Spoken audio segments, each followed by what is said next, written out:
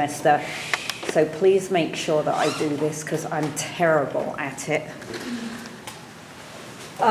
Looking at the effect of different body compositions on performance,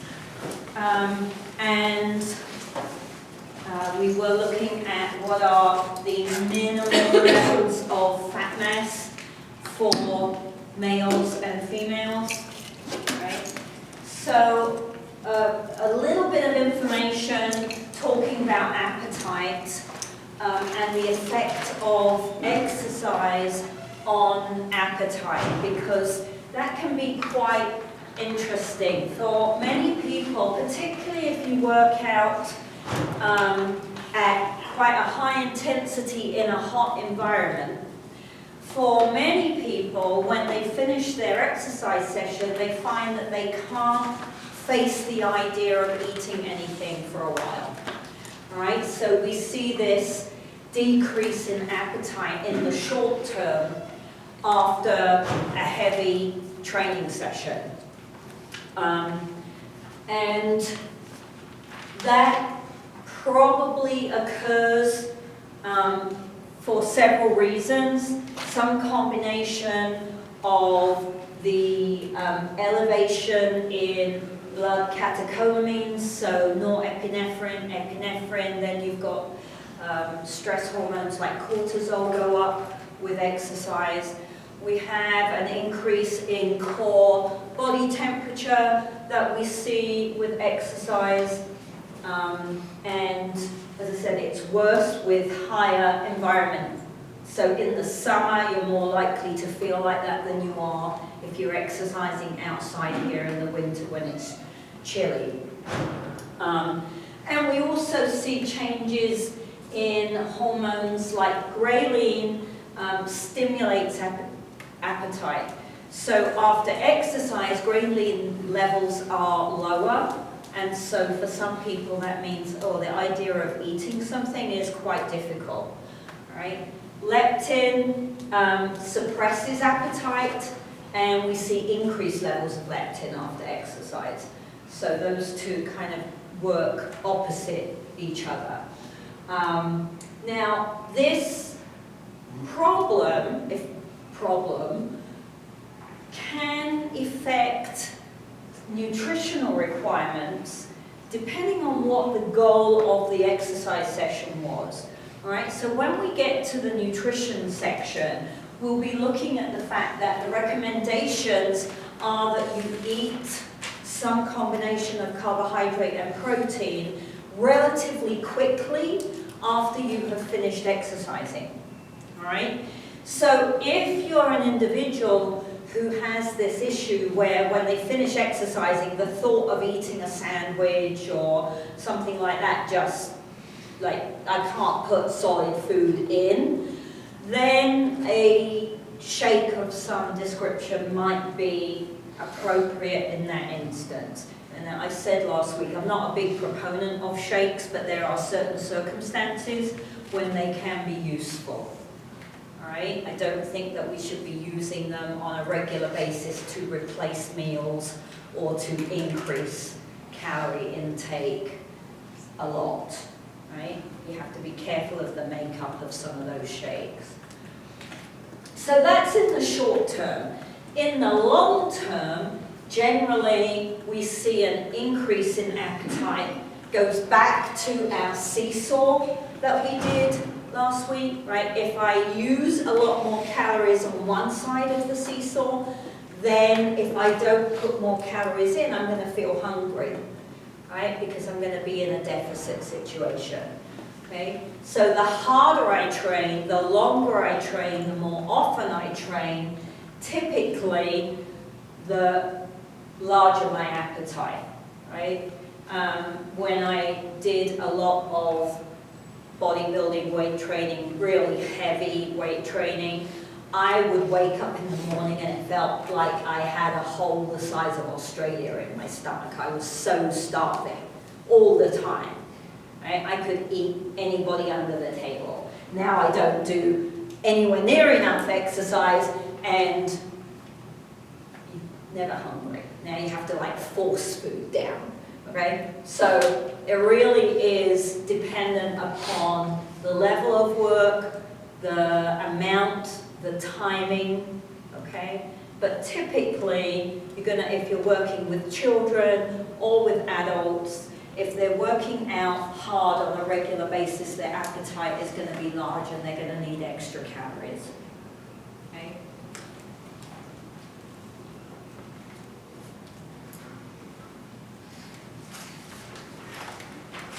All right, so again, typically when we say we want to lose weight, what we mean is we want to lose fat mass, okay? And so the goal for most people is to lose that fat without losing fat-free mass. So we don't want to decrease muscle mass, we don't want to decrease bone mass, okay?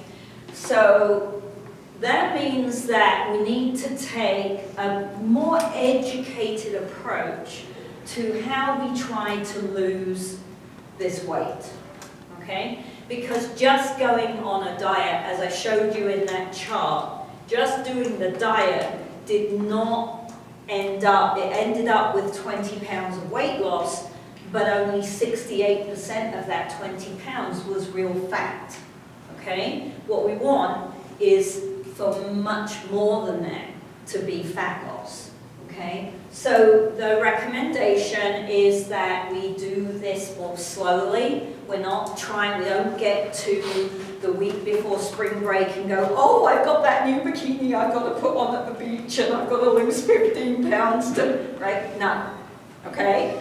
We have to take a long-term approach so that not only do we do it in a healthy manner, but we do it in a way that means it's more likely to stay off. Because another problem that we face with individuals who are overweight is yo-yo dieting, right? They diet, they lose weight, they come off the diet because they use diet in the wrong way, right? They come off the diet, they put the weight back on. So then they go back on a diet, maybe they pick a different one this time, and they lose weight, and then they come off the diet and they go back to their typical lifestyle and the weight goes back on. That's not the way to do it. The way to do it is a permanent change of lifestyle, right? So I want to do it slowly. We want to lose somewhere between 1 to 2 pounds a week for most people, unless they are severely overweight or obese, and then you would probably be looking at a higher number than that, because it's the more you have, the quicker it will start to come off initially, right? But for the majority of people, 1 to 2 pounds a week is a safe way of tackling the goal, all right? We want to make sure that we combine diet and exercise. Remember, we don't want the exercise just to be aerobic. The research shows a combination of aerobic work and resistance work is most effective, right? And we have to allow for the fact that people respond individually. So it doesn't matter whether it's a training program, whether it's a nutritional program, everybody is an individual and will respond differently, okay? That can be frustrating. If you've got friends who go on a diet together and eat exactly the same thing and do the same amount of physical activity, and one friend loses 3 pounds and the other friend loses half a pound, right? That can be very demotivating for the person that didn't lose. She's like, well, I worked just as hard as you did. How come I didn't lose 3 pounds, right? So if you are monitoring these people, if they're a friend or if you're the teacher or the trainer, right, then you have to explain that people do things differently, that people's bodies don't all respond the same way, all right? I've downlighted these 2 comments from the book for a reason. 150 to 400 kilocalories a day should be expended in physical activity. So that's our physical activity side of the seesaw, of the energy balance, okay? That's a big range, so I wanted to point that out, all right? And even managing 150 extra calories a day in physical activity may be outside expectation for someone who is quite overweight. So that, even the low number, may be too high initially for an individual, okay? And 400, that's a big time commitment. So you would have to take that into account, okay? Also, weight loss diet should supply between 1,200 to 1,600 calories a day. Depends who you're working with, right? If you're working with an athlete, 1,600 calories a day will not be enough calories for that individual to train well and compete well. Unless what they do is shoot arrows, right? Or throw darts, or move chessmen around the board, if you count those as sport, right? So you gotta just think a little outside the box, even with the textbook, all right? This recommendation is for a normal person, right? So someone that works in an office, whose main part of their day is relatively sedentary, okay? Not an athlete, not someone who is recreationally very active, right? So again, this needs to be identified individually, right? That's why food logs are quite a good idea, because then you can see, okay, I ate this, and this, and my weight is stable. So I'm in energy balance right now. So if I want to put on weight, I need to add more calories. If I want to lose weight, I need to decrease the calories and or increase the physical activity that I'm doing. Right? So 1 to 2 pounds a week then, a pound of fat is 3,500 calories, okay? So think about that, because now when we say we want to lose 2 pounds a week, that's 7,000 calories worth of energy I have to get rid of out of my body. That's huge, huge, right? So 1 to 2 pounds a week equates to a deficit in the seesaw of 500 to 1,000 calories a day, right? So if I'm aiming for 1 pound a week, I'm going to create a deficit of 500. If I'm aiming for 2 pounds a week, I have to create a deficit of 1,000 calories a day, on average, right? I mean, you can have a cheat day, but then you've got to have a day where it's a little bit tough. Okay? Does that make sense? All right.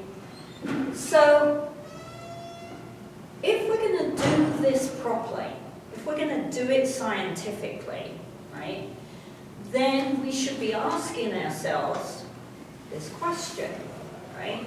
If what I have is a scale and I'm looking at my weight, and what I have is a fat loss goal, but what I'm looking at is a scale, then how much weight do I want to lose to meet my fat loss goal? Does that make sense? Okay? So, in the book, on page 365, they give you an example of an equation that you can run to work this out, right? Bearing in mind that when I stand on the scale, I don't want that weight to be water, I don't want that weight to be muscle, and I don't want that weight to be bone mass, right? I want any loss on the scale to be fat mass. So they give you an example, and if we have time at the end, I'll give you another example because I have a slightly different way of doing the equation. So I'll give you both examples, and then you can use the one that makes mathematically the most sense to you. All right? But this is an important tool because if you're working with people, the more you can empower someone to understand the process, the more likely they are to stick with the process, right? So if you can explain to them that 2 pounds is true fat loss, right? Not anything else. Not all these silly numbers we see bandied around in the newspapers and the magazines, right? Then they're much more likely to stick with it. And think about it another way, right? 2 pounds a week is 104 pounds in a year. Right? 104 pounds. That's a pretty significant loss of fat. Right? So that's what I mean about looking long term, not short term. Because this is a lifestyle change. This is, how do I eat more effectively? How do I add more physical activity into my life? You don't just go from being sedentary and eating the wrong kinds of food to suddenly by week 2, now I'm a physically active person and I eat healthy right? That's not how this works. It takes time to change habit, right? And the longer we take to get the weight off, the more chance there is it will stay off. Right? Which is really important. Because this yo-yo stuff is not healthy, either for in here or for your body. Right? Do you ever plateau? Sorry? Do you plateau? Most people will. Yeah, most people will. And again, it depends on how much they have to take off. It'd be much harder for you to lose anything because you're teeny, right? Than for my sister to lose a few pounds would be relatively simple because she's got a lot to lose, right? So if you're starting out on the more difficult end of that, it's going to be harder to keep a consistent amount. What you might find is that you have to up physical activity. There's a point at which you really can't decrease calories anymore. It's just not healthy. You know, if you look at a balanced diet, if you go to myplate.gov, which we will do later in the semester, and you look at what you should eat in a day, there's a finite amount of calories that you can't eat. If you eat less than that, you're no longer healthy, right? So when you're at that point on the nutrition side of the scale, then you might have to start bumping up either the intensity or the amount of time that you're spending on the activity side of the scale. But again, it depends who you're working with, what the situation is. You're not going to hit that point with someone who's very overweight for quite some time. They should be able to have a consistent loss, which hopefully will be motivating for them. I need to like hang it around my neck or something. Putting it down and losing it. So looking at this idea of severe weight loss, so when they're talking about crash diets, generally that's something less than 800 calories a day, 700 calories a day. And if we relate that into a sporting situation, we have certain sports that are more likely to do something silly like a crash diet, all right? So sports that are more at risk tend to be those that are a weight class, so I have to be weighed before I compete, or sports where the uniform is very skimpy, so volleyball players, sprinters, gymnasts, divers, right, where they're expected to have very little clothing on to compete, or sports where they're being judged on how they look. So again, diving, ice skating, gymnastics, endurance sports, because unfortunately, there is a connection between the amount of weight I'm carrying and how quickly and how long I can run for. Right? So it's very tempting for them to try to drop some weight way too quickly. Right? So one of the biggest issues with a crash diet is that you're very likely to become dehydrated very, very quickly. Right? For a number of reasons. One is that when we eat carbohydrate and we store carbohydrate in our body to use for energy, we store it with water. So if we severely cut our carbohydrate intake, then we also cut our water storage ability, right? Which is why people on a low-carb diet lose weight very quickly in the first few weeks. They're not losing weight, right? They're losing water mass. Okay? Also, if I'm fasting or I'm only eating certain types of foods, then I'm losing a supply of water that we get through food that we eat or drink. If we are working aerobically, we create water. But if I'm not eating very much, I can't work aerobically for very long. Right? So I might reduce the amount of water I'm producing metabolically within the body. And dehydration impacts performance quite dramatically. All right? Even performance in a classroom. Okay? Because by the time you're somewhere around 1% dehydrated, you start to lose concentration. Right? So it affects cognitive performance quite quickly. Okay? So that's another reason why it's really important to make sure that you've got water with you in the classroom or at work, because you've got to make good choices. Right? By about 2%, 2 to 3%, we've got a big impact on aerobic type performance, so running or biking. We've got a little bit more leeway when we look at anaerobic performance.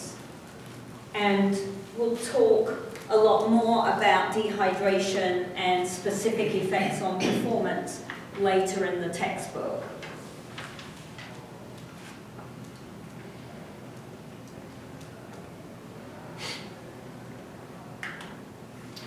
Okay, so one of the issues that we see with female athletes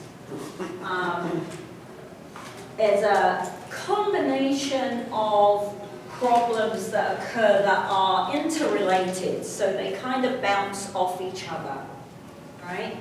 And because they're so tightly interrelated, and we often see at least 2 of the 3 together in one person, they've been put under an umbrella term, the female athlete triad. Right? So what we see are menstrual cycle irregularities.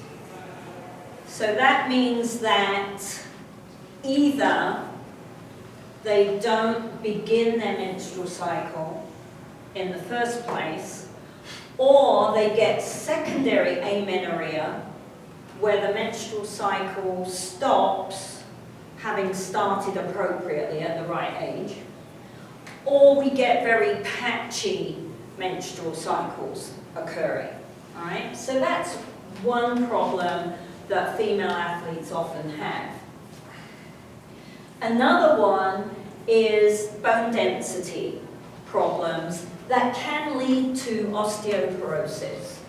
So the first bone density level that is clinically identified is called osteopenia. That means that your bone density is lower than it should be, and that can lead to osteoporosis. And then the third part of the pie is to do with eating disorders or disordered eating. Right? So what happens is that the imbalance of energy in the body causes menstrual cycle irregularities. So you may have an athlete who is eating appropriately. They don't have to have all three, right? They've got to have at least two of the three to be identified with the triad. Okay?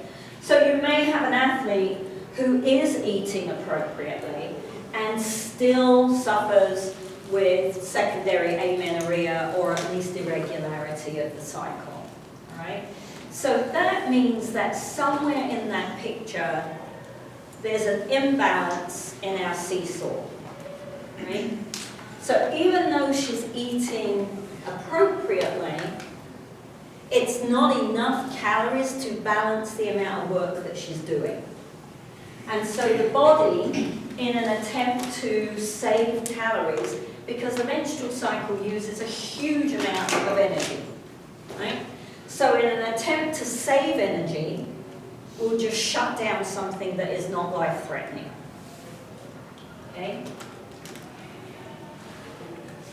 Bone density issues can occur for several reasons, but they're often connected with the fact that your athlete decides she's not going to eat a lot of fat, and she knows that dairy products have a lot of fat in them, and so she cuts dairy products out of her diet. Right? Now she may add other calories in somewhere else, but if they don't contain calcium, now your body's got a problem. Because it has to have calcium, as we'll see in a week or two, we have to have calcium for muscle contraction. So if I'm not feeding calcium to the body goes, oh, well, I've got this great big store of calcium, I can just take whatever I want. And it will just leach calcium from the bones. And then we have bone density issues.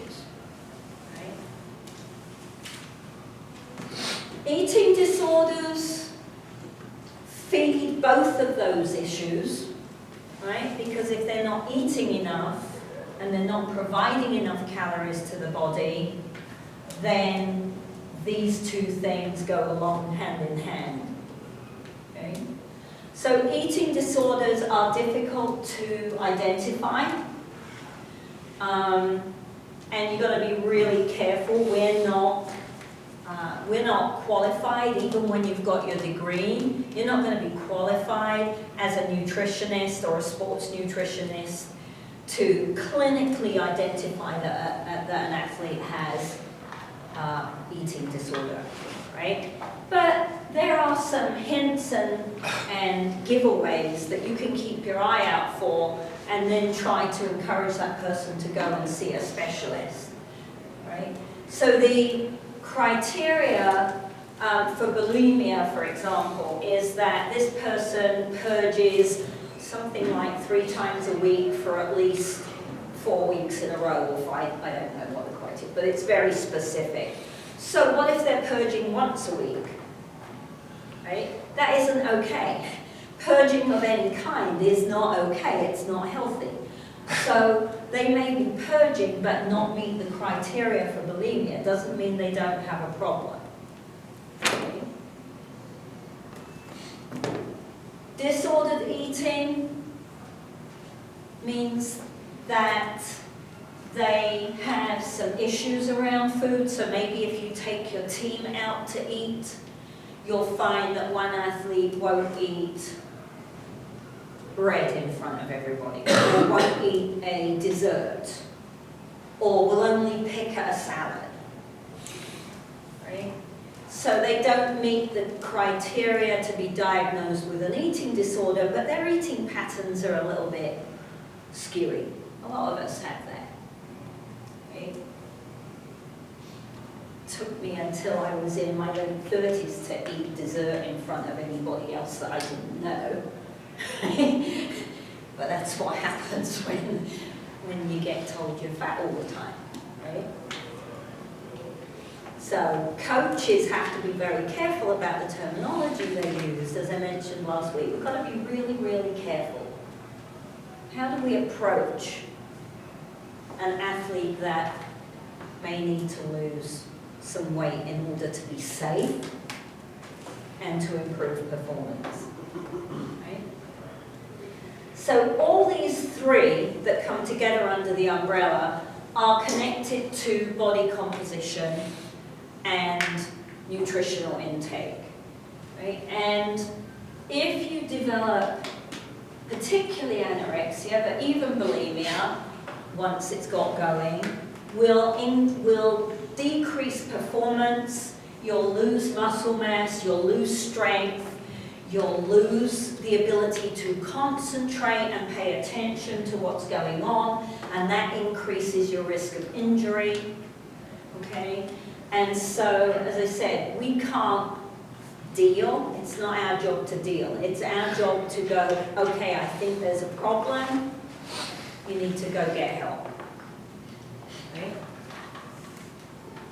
Now, how do you do that? That's tricky. Not really the right question for this class, but think about it. You know, I've seen coaches pull athletes off the floor and sit them down and tell them they can't come back and train until they've put on 5 pounds.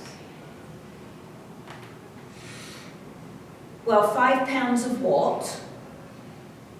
Right, is my first question.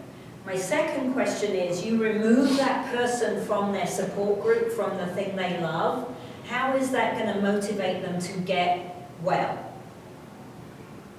Right? So that might not be a good strategy. I guess it depends on the person you're dealing with. Right?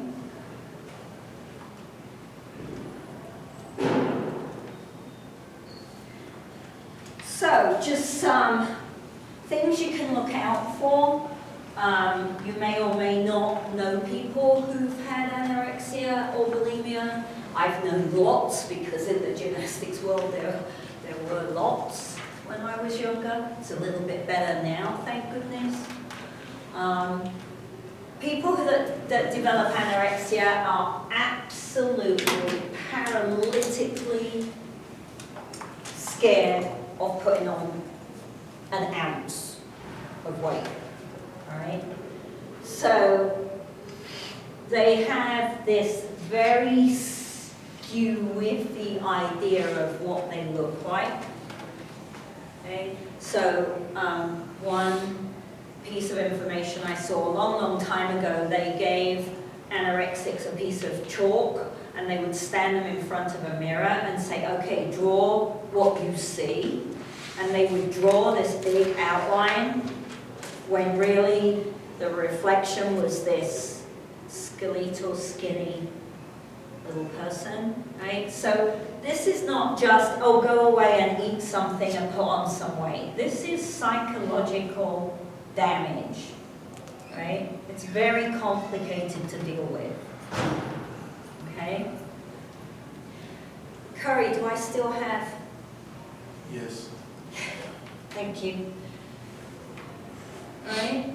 And anorexics will not eat enough calories to support the menstrual cycle, so they hardly ever, I've never known anyone that was in anorexia that also menstruated. Right? So for bulimia, bulimia is slightly different because bulimia is to do with purging rather than not eating. So bulimia can be a little bit more tricky to pick up on because the individual will eat. What you don't see is that they get rid of that food one way or the other when you're not looking, all right? So they'll purge by sticking their fingers down their throat and making themselves vomit. Or they'll drink salt water to make themselves vomit. Or they'll take a ridiculous number of laxatives so that they sit on the loo for an hour, right? Doesn't matter which behavior they pick, they're all unsafe in the long run, okay? Another thing that some bulimics indicate is binge eating. So they'll go to the fridge and just eat everything in the fridge, including the sticks of butter, right? They'll just, and they can't stop themselves. It's like they're out of control, and they know they're out of control. It's very upsetting, right? Yes? Do their bodies not tell them that they're full? Say, their body not tell them that they're full? Yes, yes, but they do it, they just keep going. It's like this. It's a control thing. Whether you binge and purge or whether you stop eating, it's a form of control. Often not understood. Right? The person doing it doesn't even realize that that's why they're doing it until they get help. But it often is a form of control. Identifying anorexics is relatively easy. As I said, they won't eat, they lose weight, they lose muscle mass, they get very, very thin. They'll wear big baggy clothing to hide the fact that they're losing so much weight because they know somewhere in here they know that what they're doing isn't right and they don't want other people to be nagging on them. Bulimics are a little bit harder because they do eat, so they do get some calories. So you don't see such a dramatic drop in weight. But depending on the purging behavior that they pick, they may, if they are vomiting, then the acids in that fluid rot the esophagus and rot their teeth. So they'll develop really bad breath that cleaning their teeth doesn't help with very much, right? So it's really a problem. And more, it's becoming a problem that we see in men, particularly teenage boys, who are being fed now, right? So the sale of men's magazines has increased dramatically. So now boys are getting fed these images of what they're supposed to look like in the same way that girls have been for a long time. So the incidence of teenage boys and of male athletes developing eating disorders is on the rise, because now there's a picture that they have to fit, right? Do you medicate them or do you use them to do like psychiatric help? What do you do for them? The individuals I've known have had all of that. So usually, typically they will try counseling and psychiatry to begin with, and maybe some meds to try to make them feel hungry, particularly if they're anorexic, because they get to the point where then they can't eat because their stomach shrinks so much. So they'll medicate them to try to make them feel hungry. But I've also known people where that just doesn't work, or it works and they put on a few pounds, and then they go, oh, okay, well, you can come off the meds, and then they just return back to the old behavior because they haven't totally sorted out the reason for the behavior. So I've also known individuals who have been put into psychiatric care for a period of time while they bring their weight up to something that is healthy. doesn't always work. Sometimes it does, and they come out and they're able to manage that. Sometimes they come out and they go back. So it's really sad when it happens. I hope that none of you ever have to deal with it, to be honest, because it is very sad. And on that note, a very sad story from my background, I'm afraid, because this is what I know. This young lady was an American gymnast called Christy Henrik, and she was a really, really good gymnast at a point in time when America weren't the world leaders in gymnastics like they are now, right? So they were third or fourth, typically, in the world. You had the Romanians, the Russians, the Chinese, and then the Americans, right? So she was a super gymnast, especially on asymmetric bars. And at the World Championships in 1989, so at that point what they did was they would have that all-around competition, and then the top 6 people on each piece of apparatus would then compete in the finals. So she made the top 6, she competed in the finals, and she came 4th. But that meant she was 4th in the world on that piece of equipment, okay? So she had this great World Championship. She was very psyched. She was excited because now she's training for the Olympics the following year in 1990, and that was her goal, was to make the Olympic team. And some blithering idiot said to her that she would never make the Olympic team because she was too fat and she didn't look the way the American coaches wanted to present their team at the Olympic Games. So she went on a diet, as you would, right? Only the diet got a little bit out of control. And she developed anorexia, had to stop competing, and actually she died in 1994. And she was 47 pounds when she died. So this awful story has somewhat of a silver lining because her parents went on a rampage against American Gymnastics Association, and they made it a very public situation and scenario, and they put out videos of what had happened to her and videos of her decline over the 5 years from the World Championships to when she died. And they really publicized this issue a lot.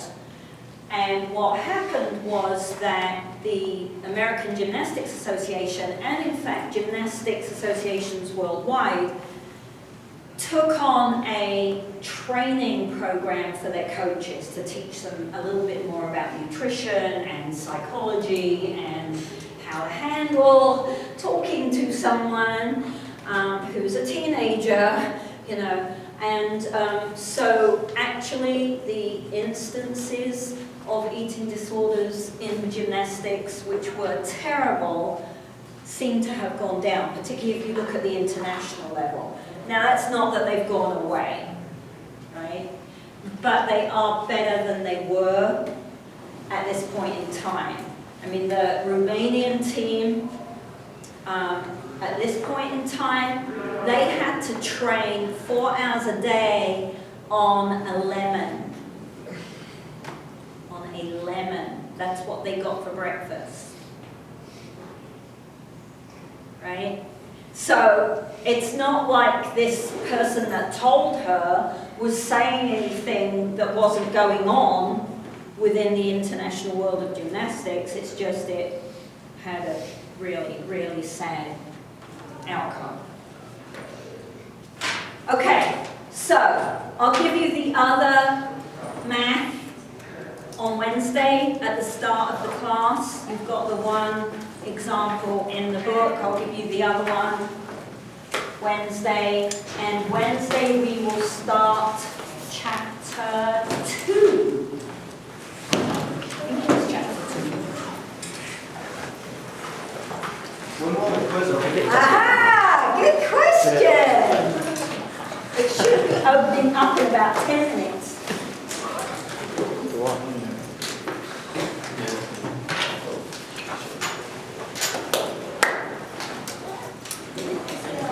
Nice to meet you. Hello. Gabriel. Good. I'm glad you made it.